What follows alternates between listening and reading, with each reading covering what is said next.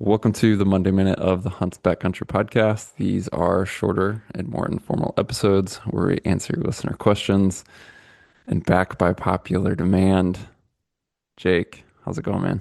Good man, yourself. Doing good. We were just chatting and I had no idea it's been since we think, or you think, I had no idea. January since you think you're on?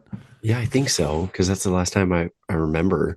Because every other time, we've just been super busy, like with the golf tournament and garage sale and Yeah. like just trips that you guys have talked about things that I've been doing, but I just haven't been We able to talk jump about you, on. but not with you. Yeah, yeah. So no, I think the last time was January. How the heck has it been 9 months? I don't know. Maybe I upset you. That's ne that's never No, happened. no, never. I don't know. I think we just get busy. I mean, we do our marketing meetings every month, so I think that's kind of yeah, my one way to step away from my office. But other than that, I really can't. I got to be on in my office ready to take phone calls. Well, shoot, I guess 9 months. I mean, there has to be some new podcast listeners. Maybe they don't know who the heck you are, Jake. So it's Ooh, for some, I mean, you've been around forever, but maybe some people you're new. So I don't know. What's your made up job title and all the intro? made up job title. Well, so I've been working for EXO for almost 9 years now. It's been my only job. I started out just building packs, and now I'm the community manager, self-dubbed community manager. Self-dubbed. So I handle basically all of our day-to-day customer service, like social media marketing, guide and outfitter discounts, military discounts, just yeah, a whole lot of things. But yeah, almost 9 years. I hit my 8 year mark back in May, which is crazy. That is It, wild. yeah, I was talking to somebody about it, just like how crazy. I think I was talking to Pat because he started a year before me, and I was like, dude, it's just wild to think that like 7, 8 years have just gone by like that, and it doesn't even feel real.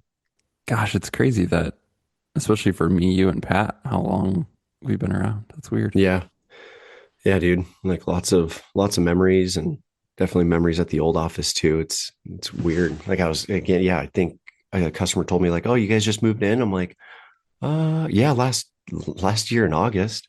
So it's just crazy to think that we've been in the new office for over a year now.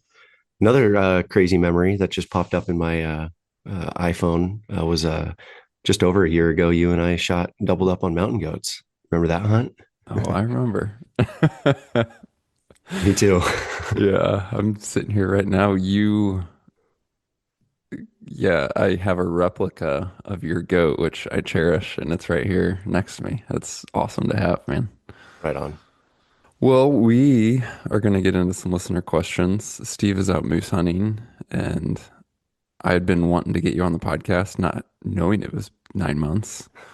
So yeah, long overdue. So thanks for hopping on a Monday Minute. We'll get into some questions. It was an Instagram thing that you did, right? Yeah, Okay. yeah.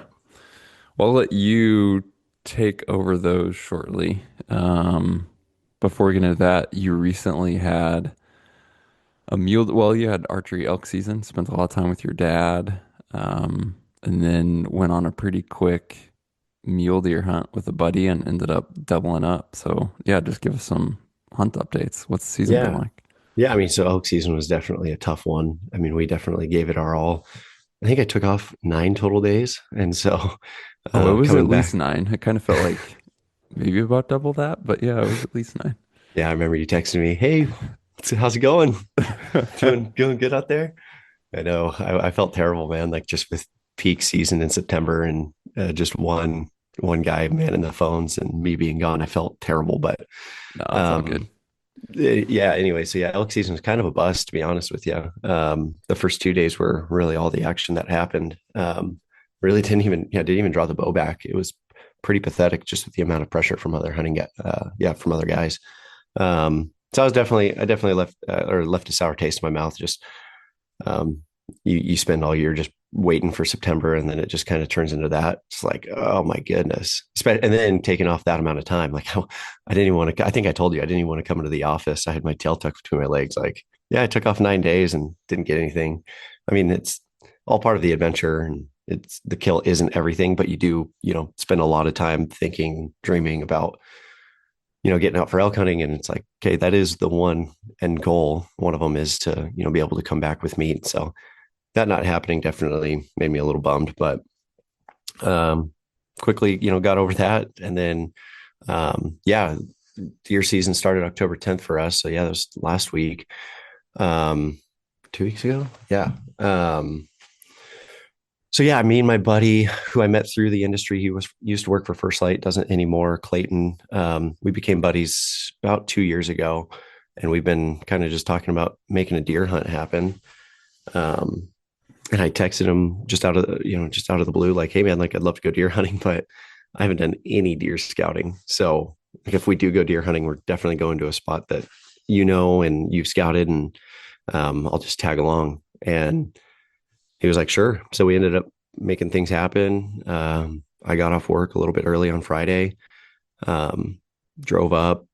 We ended up meeting at the trailhead, and then we just kind of had a little bit of a gear explosion. We weren't all ready to we weren't ready to just hit the trail. We had to definitely empty our packs and put everything in there. Steve definitely would have been happy um, with how inefficient things were, but yeah, we made do. Got everything loaded up, and then it was just a short little. I say short. I mean, it was mile and a half hike in to where he wanted to get to our first glassing spot. Um, and like while we walked in, it was like boom, we got hammered just with a quick rainstorm. So we quickly just tucked under a tree, let that die off, and then we had just like another 250 yards to get to the point that he wanted to go to. So we hustled over because we knew, once the rain cleared up, we assumed that there would be deer out. And I mean, it took us no more than a minute or two to locate some bucks. Um, and so it was probably about, I'd say 6:30 when we located those. Um, and we just knew, like, I mean, they were up at 10,000 feet and we were at 7,700. And so we are like, okay, yeah, that's where it'll be dark by the time we start even, making a little bit of a dent into the mountain. So we just went to went off a little bit more, kind of into the drainage, set up camp. And then like immediately when we set up camp, dude, it was a thunder, lightning, rainstorm like I've never been in before. It was like a monsoon. It was insane. I remember Justin Nelson, our other coworker, he hunted similar area too, and he was having the same deal. But I guess his storm was causing trees to fall over, and he had his kids with him. I don't know if you heard about that. Yeah. So, anyways, crazy thunderstorm that night. Um, one quick note. I was the first night I ever packed that inflator, that little Oh, pump, the yeah. one So point. Yeah, you're not a Steve's man and infamous. don't use your mouth. Dude, that was insane because Clayton, just heard about it on the podcast too, and he's never tried it. And Steve gave me a hard time for because I brought it, I showed it to him, or I think I sent a picture in our group chat, Yeah. and yeah, we used that, and I was like, dude, this thing is money. I will definitely carry this. So I mean, yeah, I used both of our pads, and it was perfect. Um, so, anyways, got through that rainstorm. Woke up the next morning. We weren't I mean, we kind of debated on what we wanted to do. So we ultimately just ended up going back to the spot where we spotted those deer. Um, so we just, ate some breakfast, got up, before light, and finally waited for the sun to crest over. It took us like 2 hours to relocate those deer. They just weren't in that same spot. But then later on, they just fed over the top and kind of put themselves right back into that little bowl. Um, so it was 2 4 points and a forky, and we spotted them probably about 9, 9 or 10 in the morning, and then the fog rolled in. So we're just like, okay, like we've got all day. We made sure our packs were light. We wanted to double up on those deer. We thought it would be really cool. I mean, just the way it all worked out. I mean, it wasn't like we weren't super far in. Everything was it was all relative. I mean, we knew it was gonna be it was gonna suck a little bit, type two kind of fun, but we're like, we were prepared to do so. So yeah, we just humped up the mountain, man, and it was a long day. I mean, I think it took us 2 or 3 hours to just go up to where we wanted to shoot from. We were just using Onyx a whole lot, kind of looking at the terrain, looking at where we could, get a good shot, within our range. We both said like our max was 600 yards. Um, so yeah, we made it all the way up there. I think we ended up getting up there about 1 to 2 p.m. Sounds right. Yeah, and those deer just kind of just hung in there, just kept eating a little bit, bedded down. And so like before we got up, I told Clayton, I'm like, hey man, this is your spot. Like this is, I obviously want you to shoot, the buck that you want to shoot. So no worries about, having to, because I spotted him both times. And so I wasn't going to have him be like, well, since you spotted him, like, what are we going to do? Like, I did not care. I just wanted to make sure that we both filled our tags. So I thought that was really cool. I mean, this is the first time I ever hunted with him, and everything, just went our way. Like, we were just getting along, just good teamwork and all of that. So yeah, we got set up. I mean, we were pretty, yeah, I rearranged it. It was like 592. So yeah, just under 600 yards, which is great. We were able to get prone. And I mean, nothing, we had all the time in the world. So yeah, we got prone. And I think the only thing we could have done better was just plan about how we wanted to shoot them. We kind of did the old classic 3-2-1 shoot. And knowing what I know now, like, I mean, with those deer being at 600 yards and, one shot going off, those deer weren't going anywhere. We didn't need to like shoot them both at the same time. We were just afraid that, like, since we were seriously right at the top of the mountain, they were going to want to just pop over. Um, so that's why we didn't want to risk it. And we just shot at the same time. So his buck was to the right. And then my buck, the other 4 point that I wanted to shoot, was just to the left. So I let him do the countdown, and we both just touched our guns off. He hit, and then I missed. I just shot right over the other buck's back, because I could see kind of him duck a little bit after Clayton shot, since I think he got that little bit of a head start on the countdown. So I immediately re-racked and dialed my scope back, kind of trying to locate him in the scope. And I immediately do, and I bring the magnification back up, and I've got a good shot. Kind of I rearranged, got a good shot, and then just touched it off, and he went down. And like as I hit him, like he kind of turned a little bit more, and I noticed like it was the forky, and I was like, oh man, shot the forky, and that other 4 point. So I just got confused with which one. I mean, the way the 2 point was looking at me, I could tell that there was antlers, but he was just looking right at me. So I had a really good frontal shot. So I took that, and I mean, he went down immediately, but I just wasn't able to tell which buck it was. And I was like, oh, dang. All right, whatever.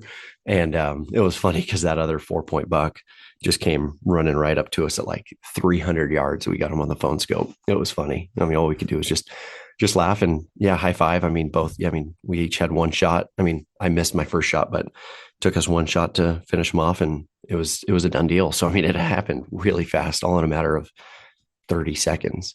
Dang. Yeah, yeah. So we high fived and sent in reach messages to our girlfriends and said we're going to be a little late. It took us a while to still get up to them, just because the uphill vert was, I think it was like just over 2,000 feet of elevation, or that we had to gain. So I mean, yeah, it took us a little bit. We ended up, he drug his to mine, and we were able to take some photos. I mean, we only took like 3 or 4 photos because we just knew we each got a deer to cut up and put in the packs. So yeah, I mean, got that done nice and quick, loaded them up. Yeah, it was heavy. And we loaded those packs up, all 4 quarters, loose meat, head, basically our, pack with day hunt gear, because we had everything back at camp. So we just bombed off the mountain, and it basically got to be dark when we got a quarter of the way down. So we had 3 quarters of the way down, just left to hike out in the dark.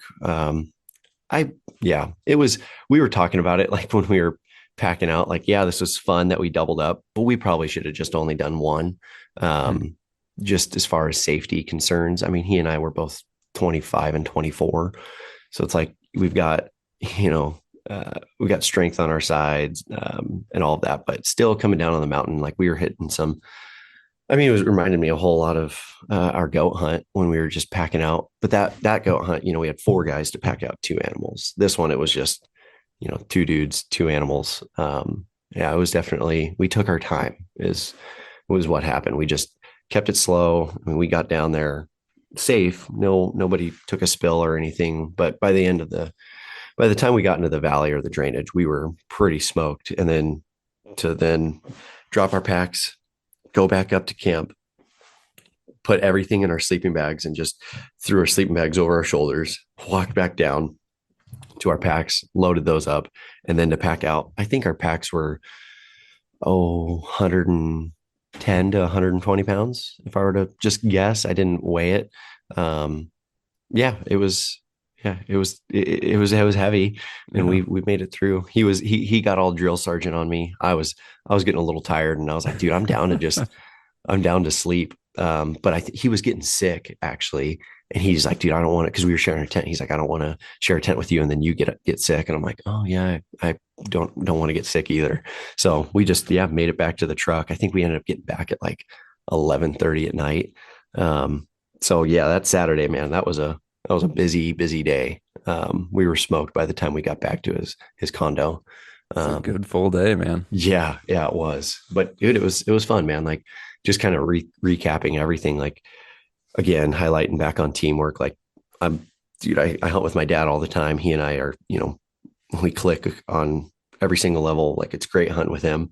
This was, I hunt with other people very rarely. So hunting with him for the first time, it was super cool. And just we were able to. He basically scouted this area all of July, August. And so it was cool to have those bucks be back there in October. And I was really happy for him to be able to shoot, a really good buck. And yeah, it was awesome. I'm stoked how it all turned out. Yeah, that's great, dude. Yeah, it's always just fun to hunt with new people, like you said too, and just, tag along, learn, observe, and just get in the field with more guys is just fun to create those memories. Yeah, it really was. Sweet. You had some, I don't want to say pushback, but stupid people on social media being stupid people on social media making comments about, like, I don't recall what they said, but something about shooting a small buck. And like, it was one of the things you and I talked about because it's coming Yeah. when you do it. And I don't know if you have what like you said or remember what you said in Oh, I have the response, receipts. but yeah, it was like such a great, yeah, just a great response. Yeah. What was it? So yeah, we posted the picture on our, Instagram on the Exo Mountain Gear page, and it's just me and my buddy, and obviously he shot a really nice 4 point, and I shot a good 2 point. And the guy everybody else there was positive comments, and then there was that one comment where the guy goes, "That's a shame to shoot a 2 point and be happy about it." And I was Mm, like, really, dude? Okay. So I was thinking, like, what, how do I reply? And I simply just replied, hey, man, I was raised to value the experience, the animal's life, and the meat it provides. Teach their own. I wish you the best. And I gave, a little fist bump emoji as, kind of taking the, high road, just being polite about it. But at the same time, like, hey, thanks for the comment. Jerk. But no, I'm just kidding. Yeah, I sent that reply back, and he immediately deleted it, and I was like, okay, mm, whatever. I'm honestly glad he deleted it rather than it turned into a Instagram comment battle, because yeah. that I don't like that negativity in the hunting industry. Like, yeah, don't get me wrong. Did we plan to shoot the 2 4 points the day before and the morning of? Absolutely. And at the end of the day, though, like it's just antlers. Like we all get caught up in, the size of deer and everything like that. But I'll tell you what, the thing that made me the happiest was when I came home and my girlfriend Emily was waiting for me, and she was just so thrilled, so ecstatic, um, to be able to see, that forky, and then just all of the meat in the cooler, and just be able to, share that experience with her. And I kind of even told her, and I told you this, like this made me knew she was a keeper when like um I backed up into my driveway, and I was like, yeah, like I wanted to shoot the 4 point, but I shot the 2 point. Like I was kind of explaining it to her. I mean, dude, she immediately was like, listen, you shot the 2 point, value its life, and enjoy it and be happy about that. I wasn't like, I was not being negative or anything like that. I was kind of just explaining the story. And she really, put in perspective just like how non-hunters see it. They see Yeah. us, killing animals.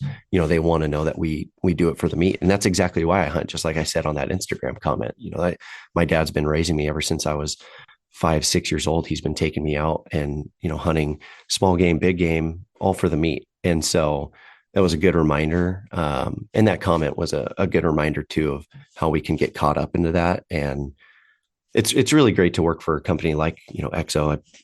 We've always talked about being experienced hunters, right? I mean, you've definitely talked about that a lot on our podcast and our blog.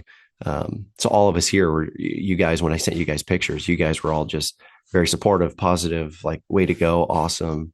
Because that's ultimately what it's all about is being able to bring your family back home meet. Now it's really cool to be able to do that for Emily and I to be able to share that experience with each other. So it was very humbling and eye-opening experience for me. That was very appreciative of that. It's cool, man. Yeah, What's I'll let you take over. What questions we got? I shoot. feel like we're reversing roles because most of the time I'll pick questions and don't give Steve any warning for a Monday Minute. Um, Flip it. What questions do you got? I don't really care what they are. Let's just dive in. Let me find them here because I just had them pulled up and then I didn't. There they are. Okay. Yeah, I mean, we had quite a few. So I did a little Instagram story on Friday, and it was a pretty long story. So I think by the end of it, people got tired of listening to me talk about giving updates in the shop. So we only had, 15 to 20 questions, which still was quite a bit. But I mean, I think we usually average like 50 to 60 on those. But people are like, okay, I'm done listening to this kid talk. First one was actually from our buddy Danny at Airlock. He was like, "Has anyone thought of sneaking a zero pump into Steve's pack before he leaves?" And I wanted to ask you that since you hunt with him primarily. I'm like, dude, why haven't you done that yet? Because I don't want to give mine up. Yeah, that's why. No, what I should do is just take mine, but yeah, get it in his pack and just make him carry the weight and realize, like, you didn't feel that ounce the entire time, did you? Yeah. Speaking of Danny, I didn't know that this was coming up. I just released, or no, I just recorded a podcast with Danny about Airlock Industries and his suppressors, and we're going to air it this Wednesday. So Oh, awesome. sounds like a setup, but it's not. But stay tuned Wednesday, and you'll hear from Danny and all about Airlock suppressors, which are, uh, yeah, I got one. I don't know when that was, July maybe. But it's been of all the suppressors I've tried, since mainly shooting Thunder Beast from the beginning. I've tried a bunch of others, and the Airlock is the one that's stayed on my rifle. And yeah, that's for the performance and weight, super cool. And Danny seems like a really great guy. Just him and his brothers, small company. Yeah, it's going to be fun to see where they go. Hey, fun fact: I'm the last guy in the office to still not shoot a suppressor. In case you didn't know, Yeah, I mean, you're on that muzzle brake train. it's pretty Well, I think awesome. you're on the budget train, is what you're on. Exactly. I am on the budget train, so that is a good excuse. All right, back to questions. We'll still. There was here's a good one. Just with the timing, how we're going to be leaving for this trip in 3 weeks. Somebody commented, or somebody asked a question: best rain gear for Sitka blacktail in Alaska, the best budget one, and then the best one out there going next October. He said, did he say Kodiak specifically? I know he said Sitka Blacktail. He said Sitka blacktail. He didn't say Kodiak. Okay, gotcha. Yeah, and then October. I mean, it's high probability being wet, yes, whether that is from actual rain or, if it's not actively raining, is just how much cover there is, how much brush there is. So if you've gotten some rain, it just holds a lot of moisture and then it is thick. So a lot of times you're just brushing up against a lot of moisture. And then some of that brush can be super thorny, grabby, sticky. And so it can wreak havoc on lighter weight stuff. So like I really like the Sitka Dew Point for something backpack hunt focused, when you're really trying to save space and weight in the pack, but it's not rain gear. I would take to Kodiak as my primary, just for an example. The Sitka, I don't even know what their heavier stuff's called. I have older, heavier stuff from Sitka, older, heavier stuff from First Light. Like it was originally the Seek, then it was called the what, Jake? I don't know. The What was the Omen. new Yeah. Omen? Yeah, so anything kind of in that heavier category, Kuiu stuff's really good too. Just for Alaska, Sitka Blacktail, I would go with something that's just going to have more of a durability factor rather than counting ounces or packability factor. Because lightweight stuff can definitely get shredded for sure. Yeah, I agree. What with this question, he said budget, best budget one. Like I'm trying to think here. Well, yeah, I What feel like that's what gets tough when you get in. When I hear budget, I step out of the hunting world because most of the right. hunting rain gear is targeted more towards the premium side. Hmm. There are some exceptions, and then so you step out of that and get into more general rain gear or backpacking. A lot of that stuff's still going to be relatively lightweight and a little bit more on the fragile side. Because if you think about it, most whether it's backpacking specific or just hiking, most people aren't doing a lot of brush busting. And so durability is not a huge factor. So you could get into like Marmot Precip is pretty decent budget rain gear in general, or some stuff from Outdoor Research or others. But most of those are just they're going to be more on the fragile side. Which if you're on a budget, it's like, hey, this stuff's just going to get me through the trip, and I can patch it up. Maybe that's not a huge concern. Hmm. The other alternative is just to go what can be super durable and waterproof is something on the heavier but like more true rubbery PVC side. But that stuff's just you're going to be drenched from the inside out as soon as you start hiking in it. So it is one of Yeah. those things that's just no easy answers. To be honest with Yeah. you, it's just tough because all that rain gear we mentioned up front, whether you're going Sitka, First Light, Kuiu, something else, it's freaking spendy, man. Like it is Yeah. expensive. Yeah, it is. I mean, I feel like when we were there, last time I went there 4 years ago, I was primarily just in a soft shell. Like a soft shell with windbreaker, capabilities is something that you're going to be in, specifically Kodiak for quite a while. For me, like, I mean, when we went, it was a lot of snow, less rain. So Hmm. that snow just easily repelled from the soft shell. I rarely pulled out the rain jacket, like when we were on a hunt. The only time I pulled out the rain jacket was when it was time to fish or whatever. Just keeping it, you're cutting that wind even more and just preventing any water. But yeah, I agree. Like those heavier duty stuff is the way to go. But Yeah. yeah, And you it do end up paying that's a pretty penny. it's a good point just to think through the logistics of the hunt, whether again for this guy it's Kodiak or a different area where he's hunting Sitka blacktail. But for us, the hunts we've done have been lodge based. Obviously, some people are doing them boat based. Some people are doing them true DIY and camping out. But most of those guys are doing it earlier in the season, like August or September. But for us, I mean, there's been plenty of days on Kodiak where I just have allowed myself to get wet because I know, hey, we're headed back tonight and we're going to have facilities to warm up, dry out. There's even a dryer there, so you could dry some wet clothes. So there's just not, while the conditions can be, I don't want to say severe, but while they can be tough, you're not in this kind of life threatening, I'm living in the mountains for 10 days. I need to stay warm and dry and avoid hypothermia type situation for us, with that being lodge based. So while I've relied on rain gear, like you, I've also just had certain days where it's like, hey, this piece, whether it's a soft shell or some more brush type pants with a DWR, have done pretty well and kept me pretty dry. And I'm just not uber concerned if I get wet a little bit. Hmm. Yeah. Yeah. Agreed. Another one came in: rifles and shop prep for Jake and Mark's mountain goat hunt. Um, on that question or on that story slide, I put that picture of you and I on the pack out. Oh, yeah. So yeah, he was like referring to that hunt or that picture, and he was just wanting to know kind of, yeah, I guess our rifle shop prep You tell me, for man. the What did you do? as far. So yeah, I mean for my rifle, it was 6.5 PRC from Savage, and then it's just in the XLR chassis, 140 grain Burger Elite Hunter, um, shooting the Vitabori N5 N65 N565 powder. Yeah, it sends those pretty quick. Um, yeah, and then as far as like shot prep, is he asking how did we shoot them?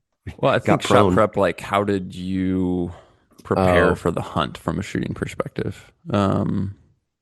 Yeah, which I am curious because you only had the like you had seen footage from my original hunt up there. You had heard about it. You've seen kind of the mountains. Were you extra, I don't say concerned, but did you prepare or practice with your rifle differently, just kind of knowing, hey, big mountains or angles or distances or any of that stuff? Yeah, definitely. We did do some uphill, downhill stuff. Yeah, because I mean, it was kind of, I would say, yeah, last minute, but it definitely wasn't like I had a lot of time to plan for it. But yeah, we were able to easily, find a good load because I'd been shooting the 143 grain ELDXs for some time, and then I switched to the 140 Elite Hunters. So yeah, I spent a little bit of time getting that and proofing that out, and yeah, I mean it shoots pretty flat, man. So I didn't have any hesitations or any worries about making a certain shot beforehand and going into the hunt. I was pretty confident. Just yeah, with the few times that we went out and did some preparation. I mean, how Yeah. about for you though? Yeah, it was, I mean, I had been up there before, so I kind of anticipated what it could be like. Obviously, different opportunities. You just don't know what's coming, so you have to be prepared kind of for anything. What's interesting up there is you don't, there's definitely some spots where you could end up with a long shot, but at the same time, the mountains are so big and the goats tend to be in such vertical country. And then with goats in particular being known to be tough and follow-up shots, I just don't feel like for me, I want to be taking longer shots at mountain goats and that the terrain really affords that too often.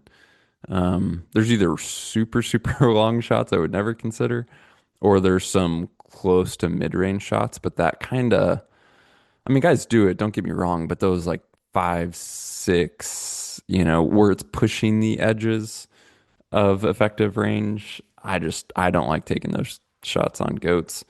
And then while it is super vertical, um, and you can end up with some ups and downs. There's a lot of like just rocks and stuff to work with. You could find yourself in some weird positions, but in general, I would say you can create stability somehow, and you're just not, again, in general, going to be in a rush. So I think setup's super important.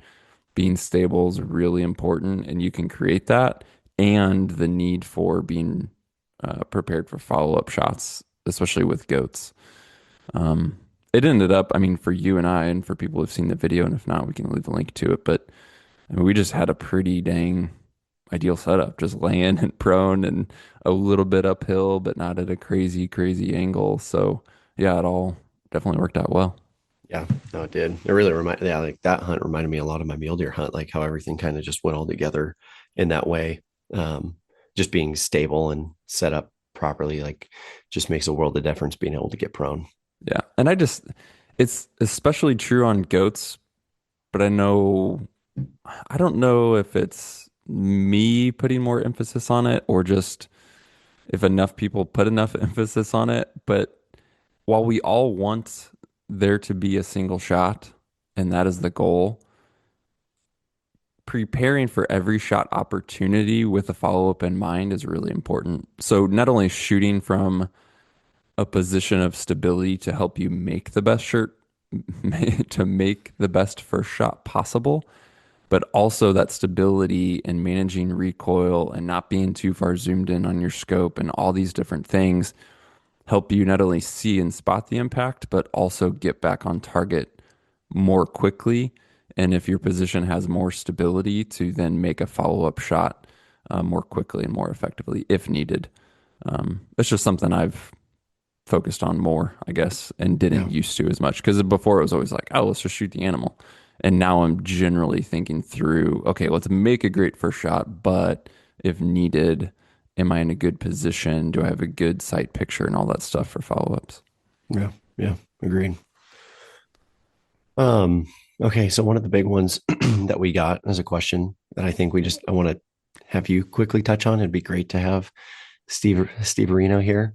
A lot of people, just on the CS side of things, so calls, emails, questions on, the story slide or anywhere else on our social media. People are definitely having questions about K4X updates, things like that, what can we tell them as far as what we're working on and what to expect? I know we've talked about it a little bit. Steve's brought it up, Easter egg here and there on the podcast, and picture I posted on our Instagram of my buck packing out with that pack. Obviously we're working on these things, or on this new idea and concept, but what can we tell them, speaking on behalf of Steve?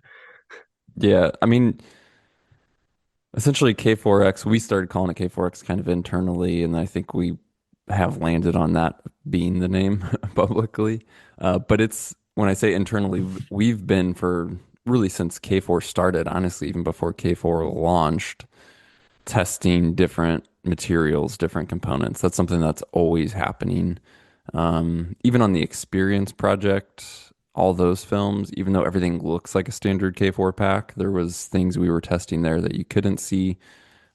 Different construction methods, different foams internally inside the pack.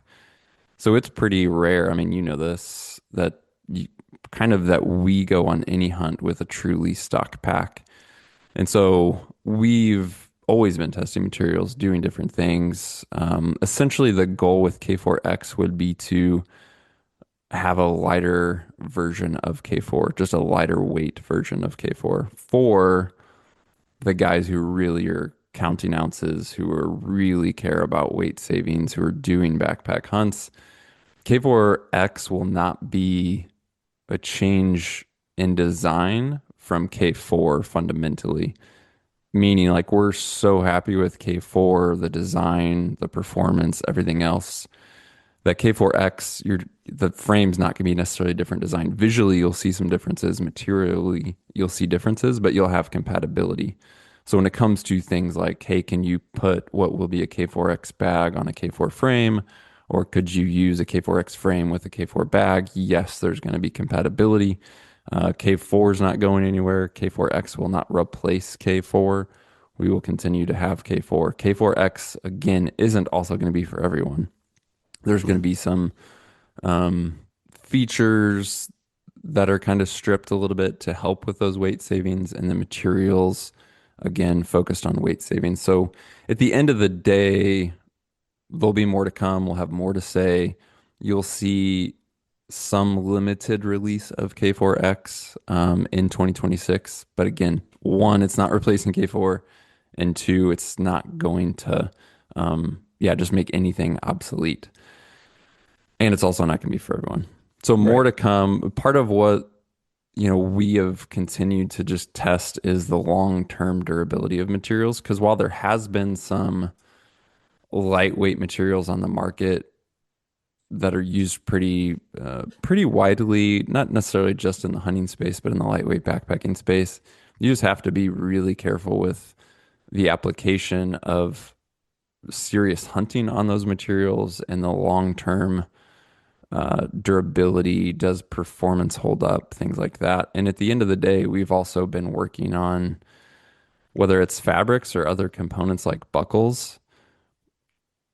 If you want to kind of innovate and really bring things forward, if you're only at the mercy of the components that exist, meaning if we can only go to a buckle manufacturer and buy a buckle that they make, that's our options. But what if we go and actually say, hey, we want to do something fully custom. We know what we want. We know how we want to do it. Uh, can we partner with you and actually do some custom work? So that's the direction we've been taking, which in part, along with the testing, is the reason that things take longer. It's because we're not just trying to say, hey, what is available from suppliers to buy and piece together to make? We're actually really pushing boundaries on going custom. So, yeah, it's exciting stuff. There'll be more to come. The best way to like stay up to date right now is just go to exomountaingear.com/K4X. And there's just an email sign up there. And that'll be kind of the first place we'll start releasing updates, even before things probably go widely public. We'll start showing some more behind the scenes with kind of that email launch group. And again, we don't know fully yet the extent of the release in 2026, but I would say it's limited in availability. So also, if you want to have the best chance at that, make sure you're on that email list as well. Right on. Well, I think that's That's what we got. a good one to end on. Yeah. Yeah. Cool. Plus, it's probably time we should probably get back to doing I'll get stuff, to it. even though that the boss man is gone. Probably should still do our job. What do you say? Probably do it even more. Yeah, we got Pat. He's out of the office right now. He'll be out till Thursday hunting. Justin's getting back either today or tomorrow. So Steve's Steve's out. out, and then Yeah. Omar, he went out this weekend. I need to catch up. I just walked right in and then just shut my door in my office. So I haven't talked with anybody, but I know Omar went out. Um, so I'll definitely have to catch up with him, but then he's going to go out this weekend too. So man, Sweet. it's just super cool with everybody going out. I love this atmosphere, September, October, November here at XO. Just everybody's got a weekend. They're going out every other weekend and just trading stories. It's always cool. Yeah. Well, it's fun. Cool. Well, thanks for joining, Jake, and you guys listening. Thanks as always for tuning in. If you have questions for a future Monday Minute, send an email to podcast@exomountaingear.com. If you haven't yet, be sure to hit subscribe or follow in your podcast app so that you receive future episodes automatically. Again, this Wednesday, we have that episode coming with Danny from Airlock. As always, appreciate all of the feedback, support, interaction, your questions, and guest suggestions. All that make the podcast what it is. So thanks for that. And we'll talk to you guys soon.